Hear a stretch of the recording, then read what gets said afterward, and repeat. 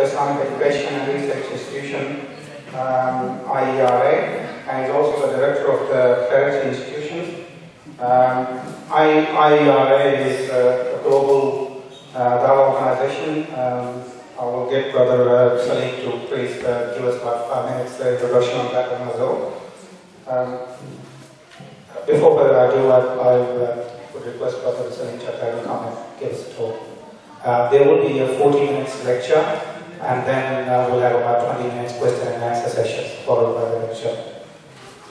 Please keep your mobile phone aside, and if you want to talk to on the mobile phone, please go outside. And all the kids, can you please be silent as well? Thank you.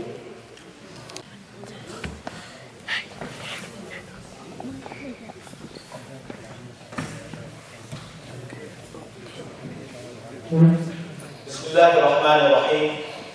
Alhamdulillahi Rabbil Alameen. Wassalatu wassalamu ala khatam al-anbiya wa sayyidil mursaleen. Nabiyyina Muhammad wa ala alihi wa sahbihi ajma'in. Amma ba'd. Assalamu alaikum wa rahmatullahi wa barakatuh. Yeah, that definitely sounds like there's been some biryani in the house. Okay, that's a post-biryani salam. A bit more enthusiasm, brothers and sisters. Assalamu alaikum wa rahmatullah. Wa alaikum salam wa rahmatullahi wa barakatuh. That's good. Okay, that's good. That's much better. Alhamdulillah. Well, Jazakallah khairan for inviting me to the Canberra Islamic Centre. It's a privilege for me to visit the nation's capital, Alhamdulillah, and visit one of the main centres here. And mashallah, the brothers here have made me feel very welcome. So mashallah, it's my third trip to Australia. It's my first time to Canberra. So alhamdulillah, it's been a very blessed and very nice experience thus far. As Brother Chagtai mentioned, he mentioned that I come from IERA, which is the Islamic Education and Research Academy. We are an organisation dedicated to starting a mass movement of dawah. And dawah specifically aimed at non-Muslims, inviting them to Islam. And that is on 3 levels. So the first of all is calling them directly to Allah and His Messenger, sallallahu alayhi wa sallam. And the second level is at least making people closer to Islam from the non-Muslims. And for those people that have a very deep aversion against Islam, then we want to make this, take their enmity away. So there's 3 levels of dawah that we are, inshallah ta'ala, going to be operating at. Inshallah, we're doing this already in the UK and Canada, and hopefully we aim to start this movement also here in Australia as well. So this is a very exciting time, my dear brothers and sisters, because for you, like the early Sahaba from the Muhajirin, they were the extra special ones. So if you, brothers and sisters, get involved at the beginning of this dawah movement, you'll get the reward of all those you influence and all those you inspire from those who come later on. So this is when the Prophet ﷺ, when he invited the Sahaba to donate for a specific cause, when he did some fundraising on behalf of some other poor Sahaba, there was not much of a response, except when one Sahabi started, he said he would dedicate and give some money. Then when some other Sahaba, Ajma'in, started giving money as well, then the Prophet ﷺ said, and many mentioned these very famous words which are sometimes misunderstood and misquoted, he ﷺ mentioned that whoever starts a good sunnah will get the reward of those people that follow it afterwards. And the person who starts a bad sunnah will also get the portion of the retribution of the people that propagate that evil sunnah afterwards. And this does not mean to invent a new matter in Islam, of course. Because remember, the Sahaba in this case were donating money. There's nothing wrong in donating money. This is something from the Deen and the Sharia of Islam. So, but by virtue of starting a certain practice according to the sunnah of the Prophet ﷺ, then this is what is meant by this. So, inshallah, of course, according to all the prophets, according to the fact that there's only one worthy worship, that's Allah subhanahu wa ta'ala, is the call and the sunnah of all the messengers of Allah, alayhi salatu wassalam. So to that end, this Saturday, we are going to be holding a 1-day free dawah training course, which has been extremely successful in the UK. We've had ordinary people, like ourselves, people who are not necessarily scholars or doctors of theology or anything like that, who are able to go out and express very clearly and succinctly what the message of Islam actually is. So inshallah, it's a very exciting time, so I urge you, brothers and sisters, please Will there be some leaflets available to give out, inshallah? Yes, the brother Abdul Salam will be, inshallah, giving out some leaflets at the end, so please do participate in quite a landmark event for Canberra. So really the first da'wah event of its time where you will learn very easily how to call people to La ilaha illallah Muhammadur Rasulullah. This is very exciting and an opportunity where I really hope I'll get a chance to meet you, or some of you, if not all of you, on that day. So first of all, inshallah, brothers, can I please ask that some water be delivered to the table? The brothers know my extreme thirst, so alhamdulillah, let's hope they can fulfill that in ta'ala. So the title of today's lecture is Islam, the Common Sense Solution. And really, there are two aspects to this talk. First of all, we have to realize that Islam is something very natural. It is something very natural. Because our fitrah, the natural disposition with which Allah subhanahu wa ta'ala created us with, inclines towards acknowledging that we have a creator,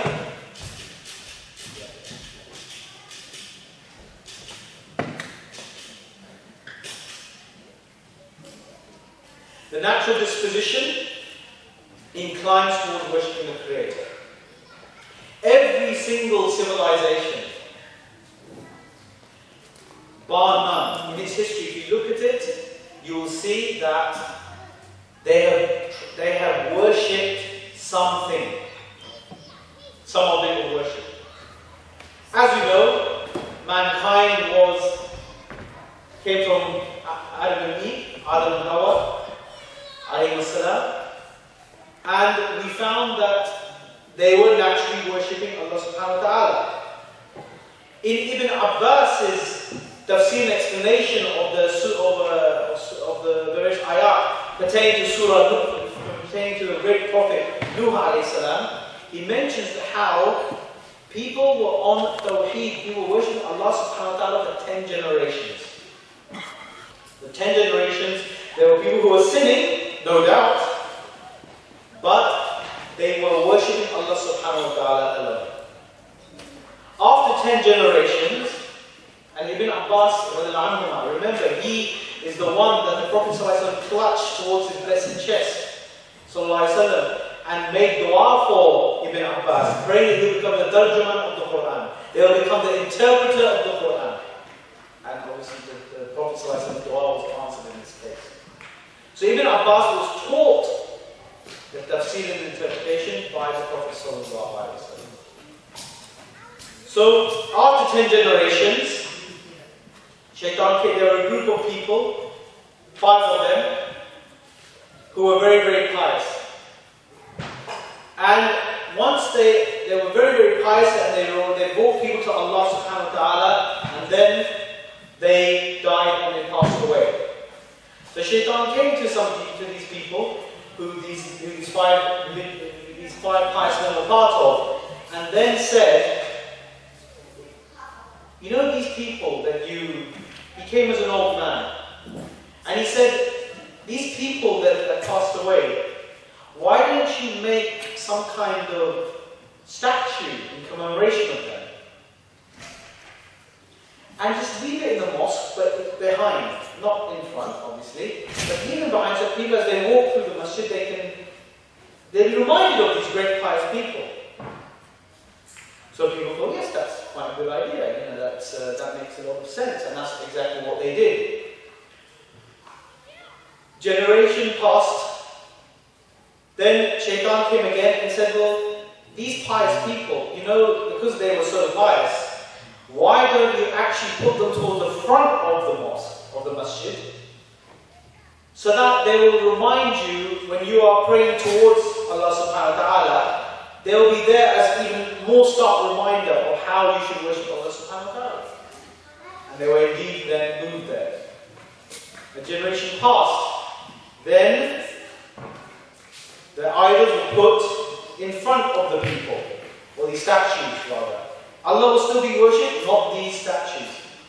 Then a generation passed, and then unfortunately people forgot why these statues were in place and started worshipping these idols. And this is how idol worship began.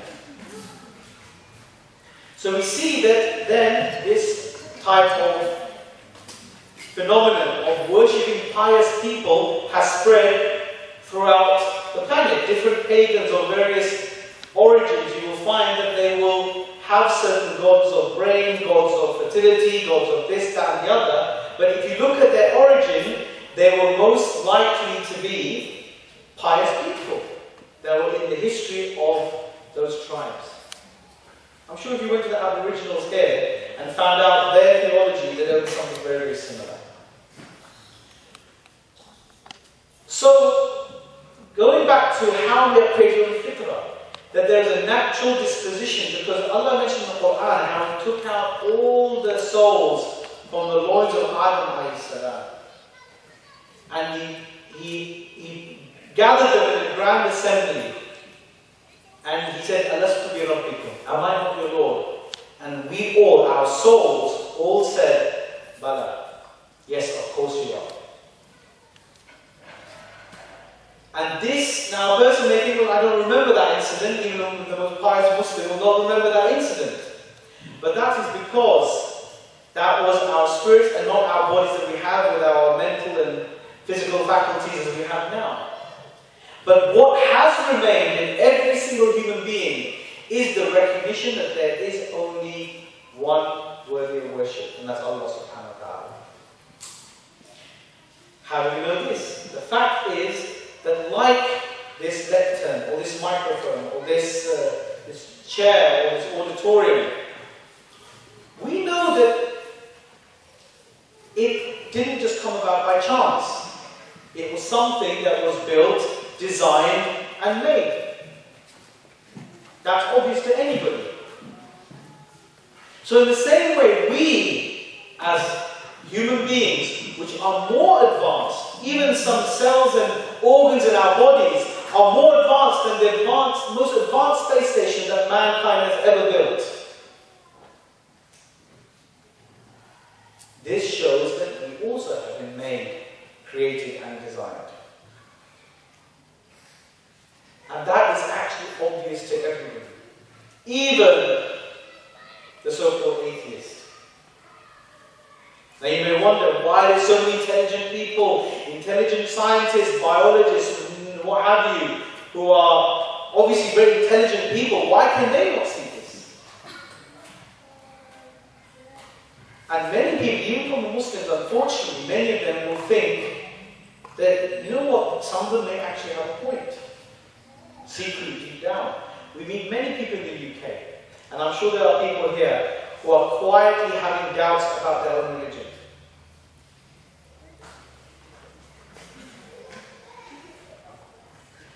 And due to fear of their community, they never utter them. But we get emails from them. We get emails from them. Quite a lot of people, and given that you would imagine a certain percentage of them will be representative of the Muslim population at large, then really we're talking about a horrific number of people who have been brought in by this dawah, this other dawah that is going on. So why are intelligent people falling for this? It's because, my dear brothers and sisters, quite simply, science has become the new superstition. I say this as a scientist. I studied applied maths at university, in the third best university in the United Kingdom. And also, having studied also scientific methodology and experimentation, you will realize that science is a very primitive form of knowledge. You may say, but what about the amazing discoveries?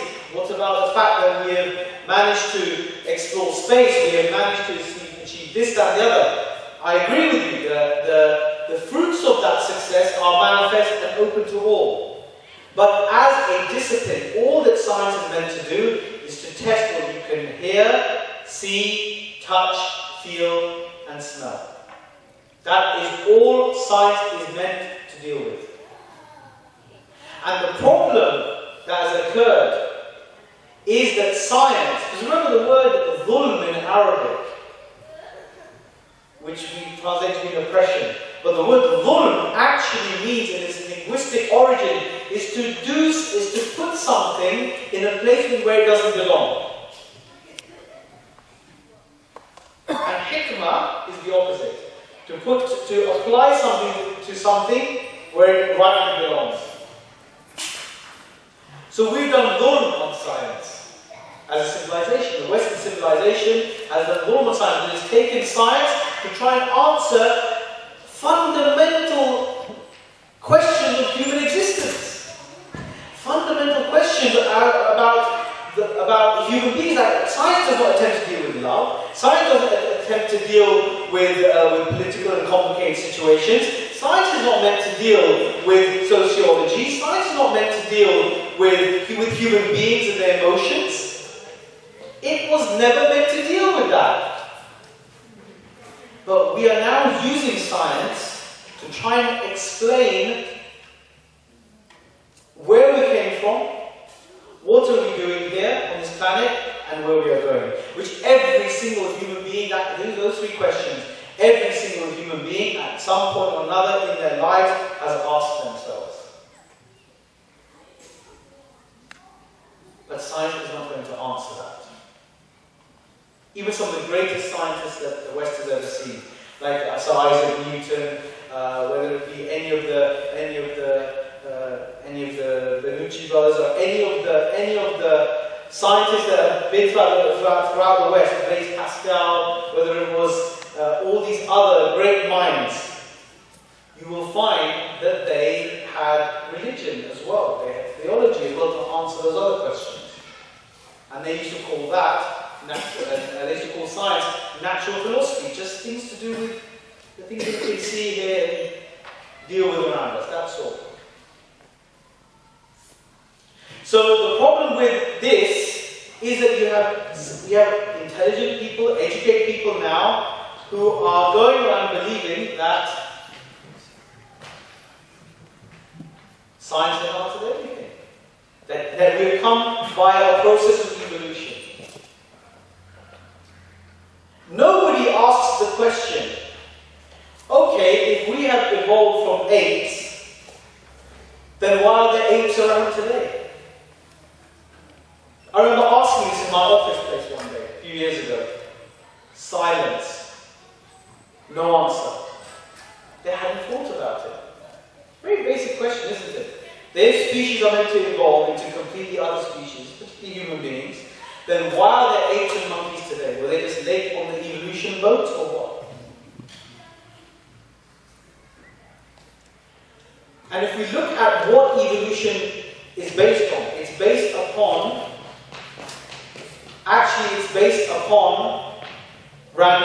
random occurrences. So, for example, they'll say there's a bunch of genetics, and depending on the environment, some of those genes will help that creature to survive or not survive. And due to that being wiped out, say like it's in a hot climate, and some animals got the genetics that can't cope with the hot climate, then only the ones with the hot climate gene will be able to. The genes to cope with the hot climate will remain, and the other rest will die out, and therefore the progeny will continue. Quite a simple concept. But again, that doesn't answer, for example, how certain species survive due to camouflage. I'll give you an example. There's a butterfly that when it opens its wings out, it looks like an owl. It looks like it's got bright yellow eyes on its wings, with two circles in the middle. And that scares off would-be predators. Now, the question is then, how can that be random? How can that be by chance? How can that even be by random selection of genetics? Because think about it. There needs to be proof that there were different butterflies with different types of camouflage. One with square eyes, triangular eyes, blue eyes, green eyes, you get the idea. There has to be proof of this, and there has to be proof that all those other ones died out, and this one remained.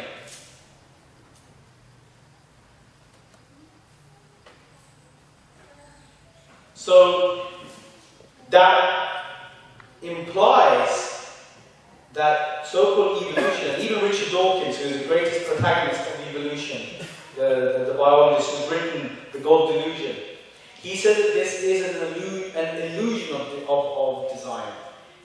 Meaning that it's random, but it looks extremely structured, evolution.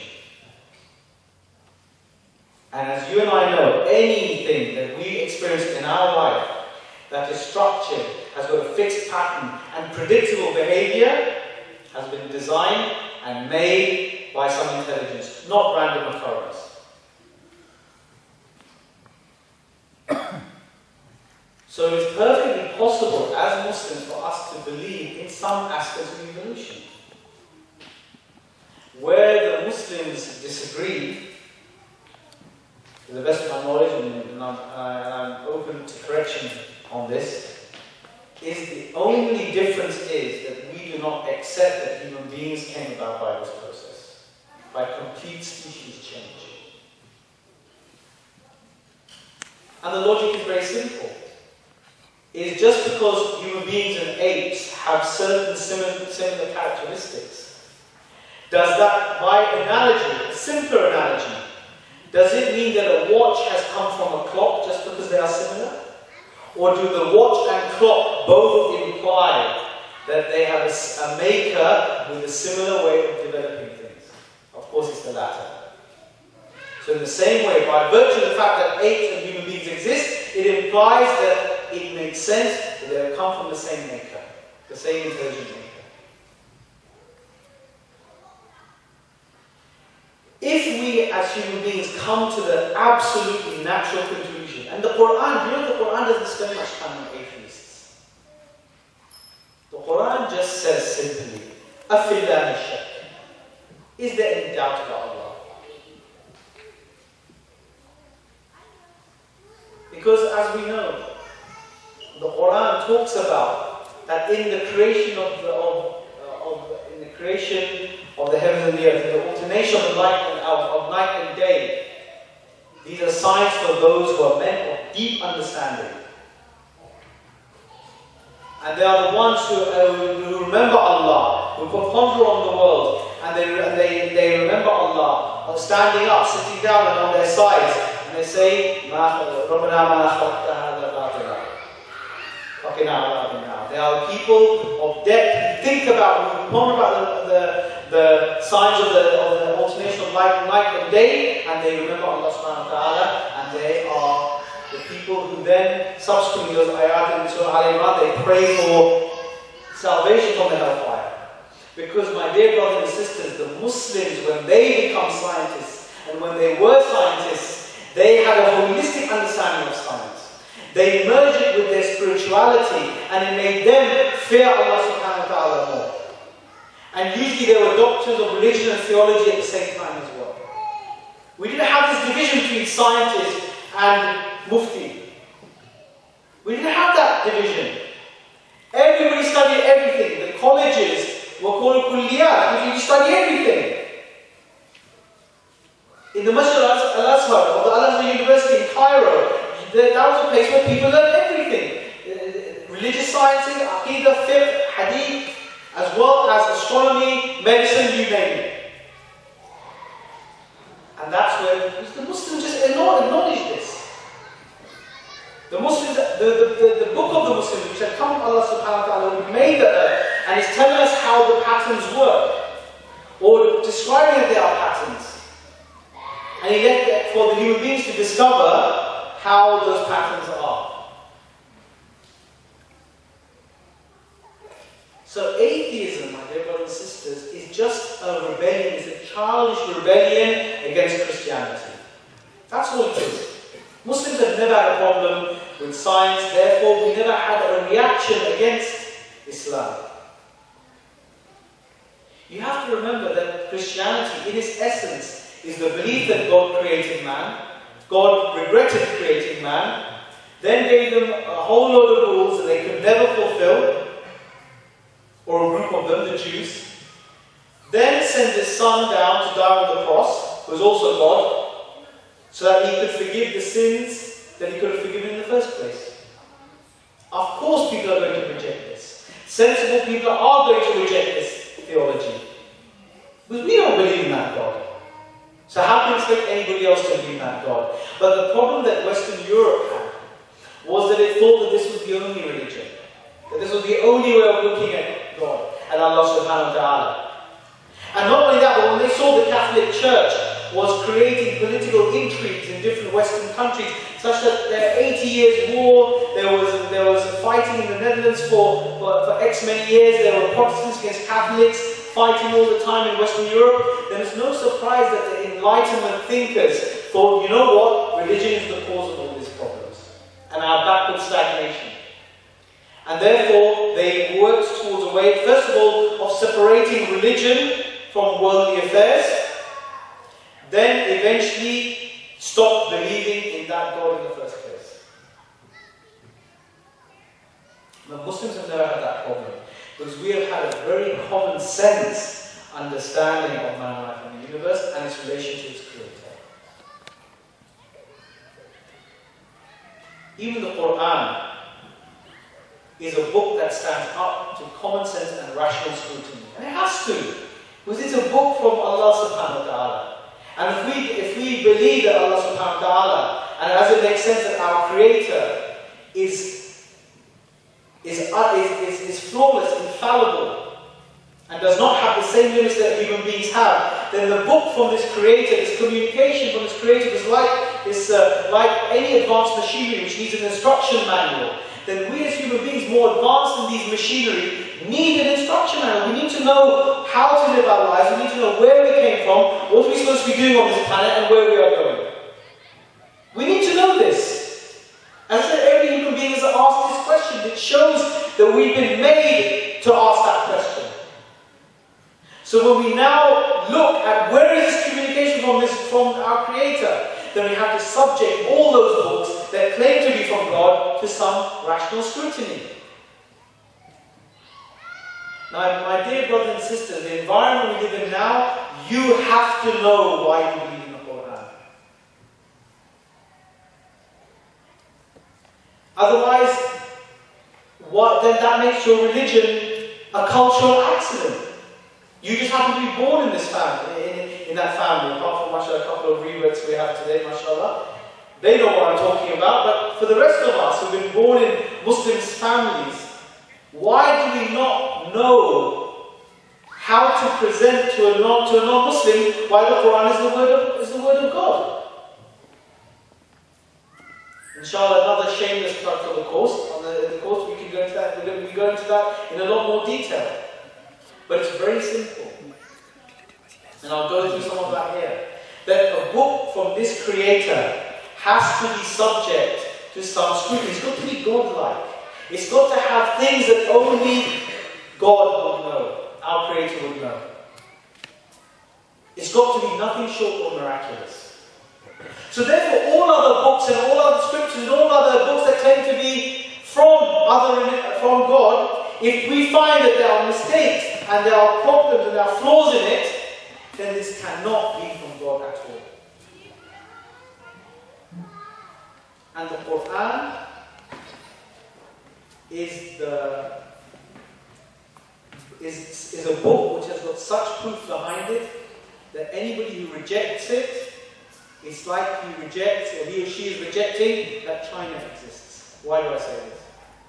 Because the way the Quran was collected was done with impeccable scrutiny.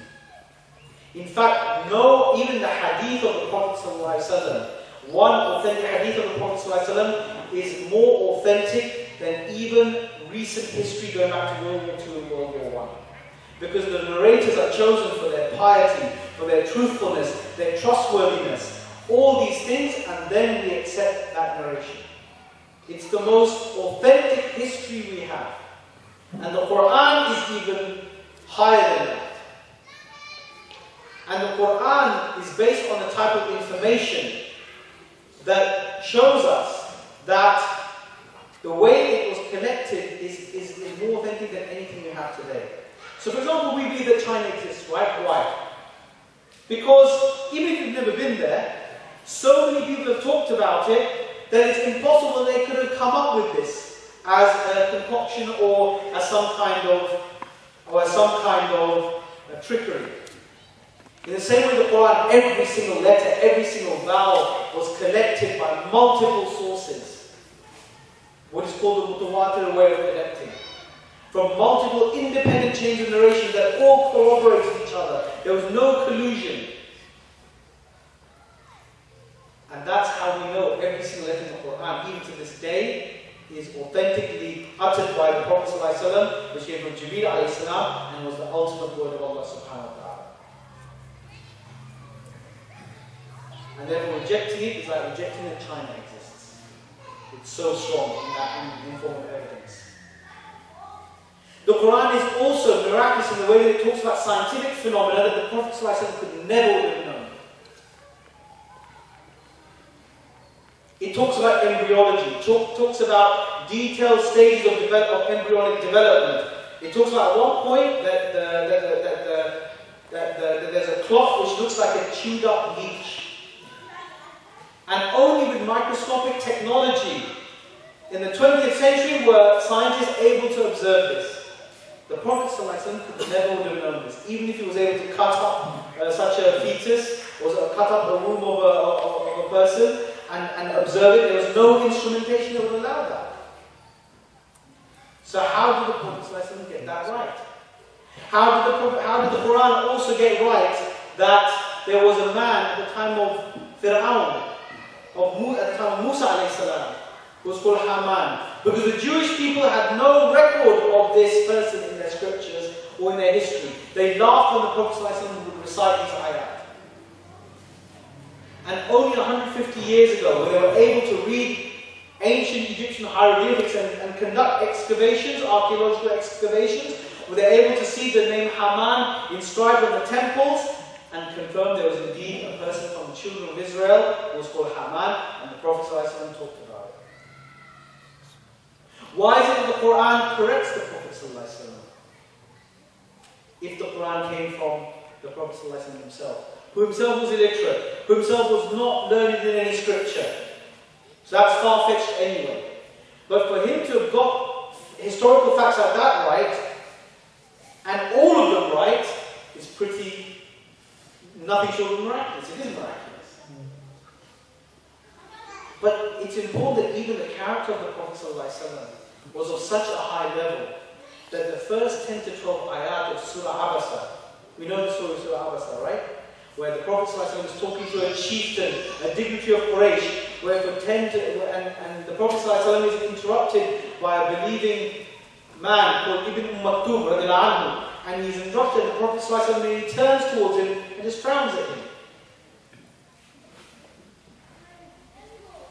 The Quran spends 10 to 12 ayat correcting the Prophet ﷺ on this. Now what's so stark about this, my dear brothers and sisters, is that there was a victimless crime here, if it was to be called a crime. It's a victimless act. Why? Why was nobody harmed?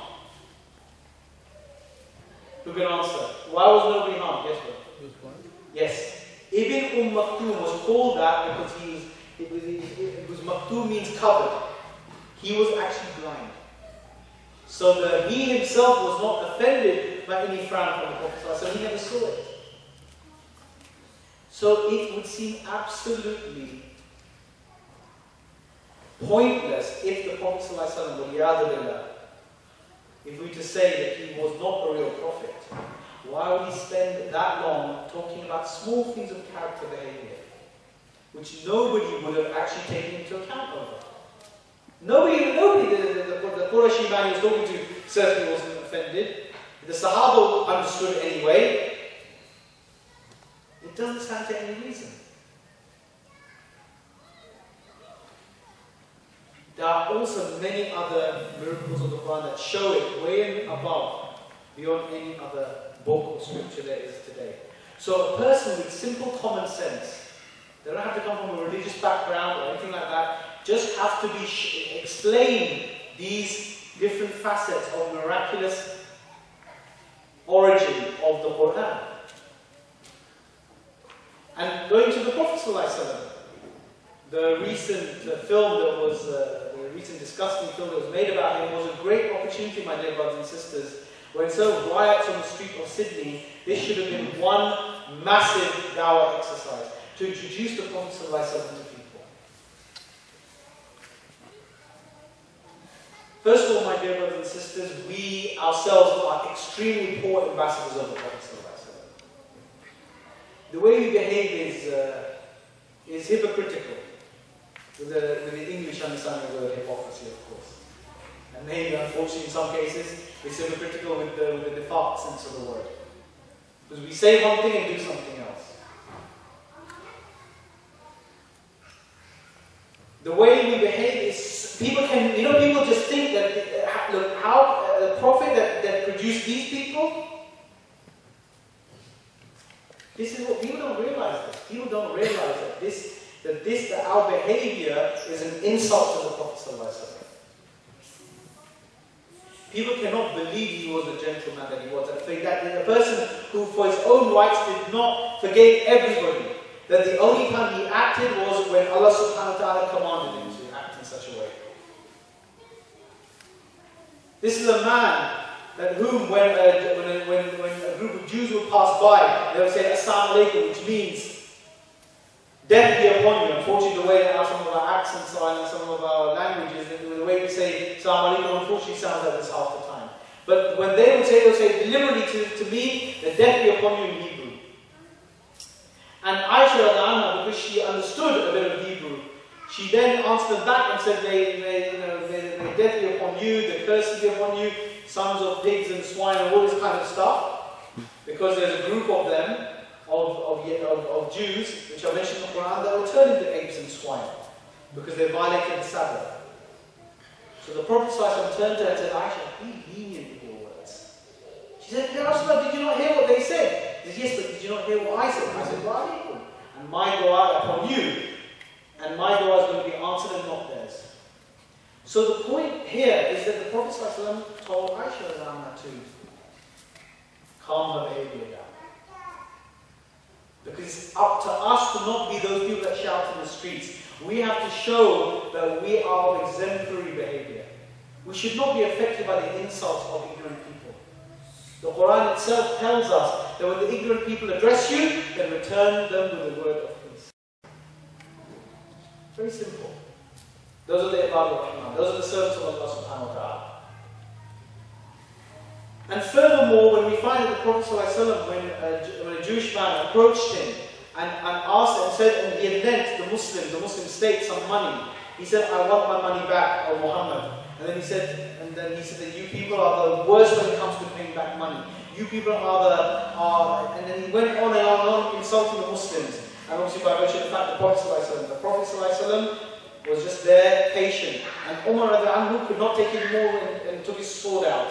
But insulting the Prophet ﷺ is a capital offense in Islam, in the Islamic State. Then the Prophet ﷺ said that, stop there, Umar, give back the man his money and give him some extra compensation for scaring him. So then Umar takes the man and is going to give back his money. And the man said, oh Umar, do you know who I am? He mentioned his name and he said, I'm a rabbi in Medina. And I was testing the Prophet. And we were told in our scriptures, in our teachings, that the Prophet that will come, when you insult him, when you become harsh with him, the more lenient and forbearing he becomes. And he fulfilled that prophecy and then he gave a shahada, ashhadu an la ilaha illallah, ashhadu anna Muhammadan Rasulullah. You can keep the wealth and give it for the sake of the Muslims. These are the game changers, my brothers and sisters. If we acted like the Prophet ﷺ, people would be coming to Islam on their droves. And even if they weren't coming to Islam, they would say, you know what, we cannot believe any evil of these people because of the way they behave. We Muslims become quite petty as well. We want, of course, as a community, we should campaign for our rights. No problem. I am all for that. But when it comes to individually, we don't forgive. We're not ready to let go of certain things. We bear grudges in our families. We bear grudges against our fellow Muslims. We bear grudges. There's our mosque committees that are full of trouble and strife. There's politics going on. When it comes to the non-Muslims, we behave in a victim-like way. We don't behave in a powerful way. where we can show the moral high ground. Because we've got an infallible messenger, sallallahu alaihi wasallam, who taught us how to behave. So the Prophet sallallahu alaihi wasallam, during that film that came out, the Muslims should have been out there giving dawah, telling people, do you know that this Prophet, and we should describe his personality. We should have also gone and shown that how he must have been a messenger of God. Because if he was a liar, why is it that he never told the lies in his entire life? And even he was known for 40 years before he became a prophet by the people that were all around him, that he was truthful. He was called Sadiq and Amin. Truthful and trustworthy. Even to the point that at the time of the Hijrah, when the mushrikeen, the pagans of Makkah, his tribe, were most staunch against him, when he made the Hijrah, he told Ali bin Abi Talib, go and sleep in my bed for that night, because the Prophet ﷺ had an inkling that he would try to assassinate him that night. And he told Ali bin Abi Talib to sleep in his bed that night, and he said, before that, go and return the goods of everybody in Makkah that had been entrusted to me. The Prophet ﷺ was the safety deposit box of Makkah. So he sent Ali bin Abi Talib to return people their possessions. Not only that, but that he was offered in Makkah everything to stop calling to La ilaha illallah. Women, wealth, power, fame, you name it. But the Prophet ﷺ did not accept this. Showed that he was truthful. Because why do people lie? For some motive, right? They lie for some gain. And every single thing that a person would lie for, the Prophet ﷺ was offered it and he did not accept it. Some later Christian movements who were impressed by the Prophet ﷺ could not believe he was a prophet, so they used to start saying that he was a sincere man who was sincerely deluded. But if he was deluded, my dear brothers and sisters, or again, going back to Surah Abasa, why would he correct himself on something that nobody would correct him over? Why would he, when his son Ibrahim died, his young son, which was very hard on him, sallallahu alaihi wasallam, that when they happened to coincide that day with an eclipse, and the people thought that this was a sign from Allah, if he was deluded, he sallallahu alaihi wasallam would say, yes, this is another sign from God, oh people, take heed.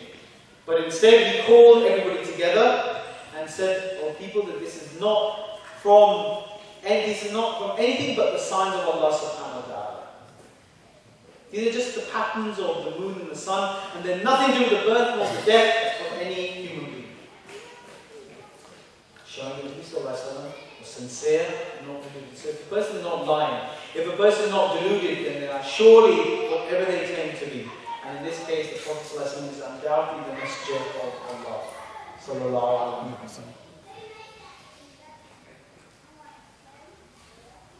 And given, my dear brothers and sisters, that every human being seeks justice, every human being, no matter what walk of life they come from, no matter what time and era they come from, every human being values justice. Even our children, when they bump into something or they hurt themselves or an inanimate object, how do we pacify them when they cry? Sometimes hit that inanimate object, don't we? Sometimes we hit that inanimate object, and the child feels placated, the child feels that justice has been done. Justice is innate in every human being. And we sure as anything know that it won't come to us in this life. Perfectly. So where's it going to come? Where's this expectation? Has to be in the hereafter. Because we know people get away with all kinds of things in this life. In the UK, just before I came, for weeks there was a scandal from this children's television program presenter, Jimmy Savile. This man was an icon of Britain. He was seen almost like a saint. And they found out after he died of all the sexual abuse he used to commit. He used to abuse his power by, he would go to children's hospitals because he was seen as, he used to have presented a show where children would get their wishes come true. It was called Jim Will Fix It. His name was Jimmy Savile, and the show was called Jim Will Fix It. Meaning that you ask for something, and he will make it happen. And it'll be a treat for that child that day. So then, he used to go into disabled children's homes and hospitals, and he would abuse children. Actually, with impunity. Now, he died, and they made a whole charity about him, they had a big tombstone, etc. But a year or two after he passed away, it's all coming out. Now, can you imagine those people who are affected by that crime? Those children are now adults. Their parents or their families who have been undoubtedly affected by that abuse. Where is the justice going to come? What's going to happen? What's the best they can expect in this life? Some compensation, an apology, something like this? No, they deserve more, and Allah subhanahu wa ta'ala in the hereafter will give them and will give the perpetrators of these crimes exactly what they deserve. They will not be able to escape Allah subhanahu wa ta'ala. And my dear brothers and sisters, this is a very important part of our da'wah as well. We are not sincere until we can say to a non-Muslim with a hand on their shoulder, with the utmost care and humanity that we can muster up, and say, my dear friend, please accept this message, because if you don't and you die on this, then unfortunately your Lord has prepared for the disbeliever a very painful punishment. And you can say this. It makes me extremely embarrassing. How am I ever going to say this to somebody? But given that that is the message of all the messengers, alayhi salatu wasalam, because if we don't say that, my dear brothers and sisters, on the Day of Judgment, those very people can grab us and take us to Allah subhanahu wa ta'ala to complain and say, this person knew this. I did not know this. Why did they not tell me? So it's either you or them. But it's not about you or them actually. It can be us and the non-Muslims that are in this country. If they become Muslim, then we can all go to Jannah hand in hand together. That's what we want. That's what we want ultimately. And that's really what, inshallah, this week of events is about. It's about creating that feeling in us that we need to understand this as an obligation. Because we as a community, my dear brothers and sisters, the Prophet ﷺ mentioned, he said in the hadith, that I am free from the one who dies in the land of the mushriks, of the idolaters, of the non-believers. And this is very severe because on the Day of Judgment we hope to be able to drink, or to be able to drink from the noble, take a drink from the noble hand of the Prophet ﷺ when he takes and gives a drink from his pond, from the Hawd. But we don't want to be of those people that he shoos away, or the angels shoo us away, because we did not, because we are separated from him. Because as the ulama, both past and present, have said that the only way you can live in a non-Muslim country permanently is by calling to Allah subhanahu wa ta'ala. And we don't mean you go around preaching and shoving it down people's throats, but just to demonstrate what Islam is. And you can take it or you can leave it. If you become Muslim, no problem, shake hands, we can all get along together as fellow human beings. No problem. So it's not a case of complete, we're going to boycott you and we're going to separate ourselves. No, of course we have to still participate in society and in fact lead society. That is our role as Muslims. But really we have to show, my dear brothers and sisters, that Islam is common sense. But do we really feel it's common sense? Or do we also play around with Allah subhanahu wa ta'ala's laws? It's a very important question to ask.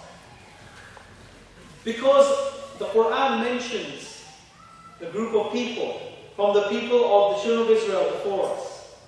And we know in their Sharia, in their laws, that they are not allowed to work on a Saturday.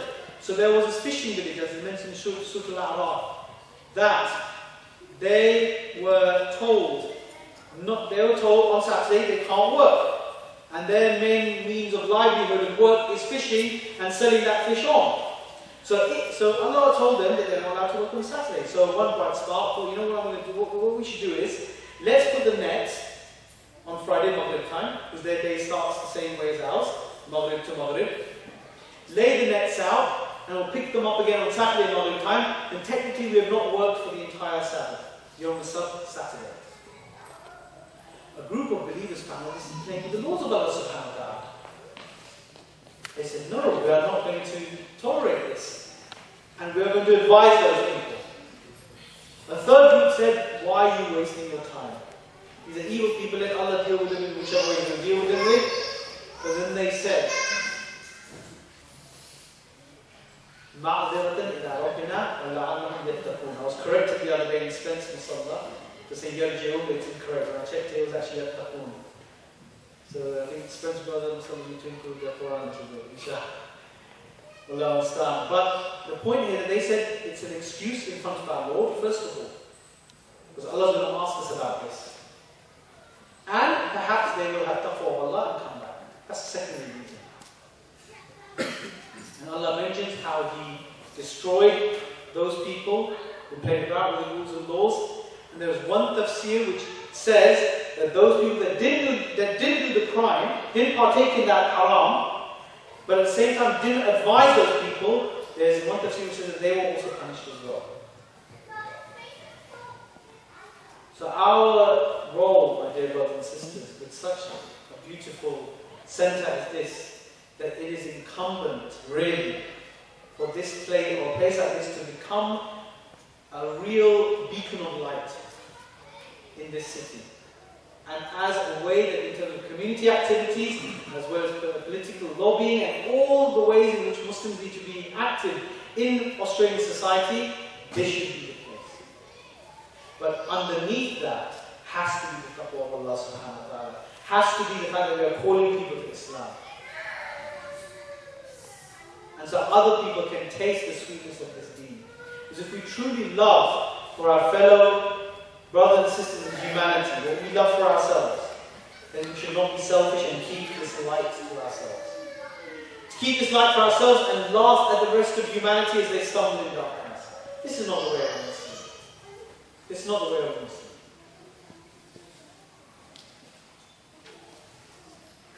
And the point here is that are we also dissatisfied with Islam secretly? Do we also find that Allah subhanahu wa ta'ala is a messenger when they tell us something, it's not enough for us? Do we find some resistance in our hearts to submitting to Allah subhanahu wa ta'ala? That's what Muslim means. Are we also looking for ways out of things? Are we also looking for the fatwas which make things, certain things easy or allowable or whatever? Or are we like the disciples and the companions of the Prophet ﷺ that would really tremble in front of when their prayers because of the fear of Allah subhanahu wa ta'ala, and then live their lives as the Prophet ﷺ said when he said that ihsan, what is ihsan? When the famous hadith of Jibreel alayhi salam, when Jibreel alayhi salam came in the form of a man to ask the Prophet ﷺ a rhetorical question about what iman, what Islam, iman and ihsan is. When he asked the Prophet ﷺ, what is ihsan, what is perfection or completeness, the Prophet ﷺ said, it is to worship Allah as if you see Him. And if you do not see Allah, know that He is watching you.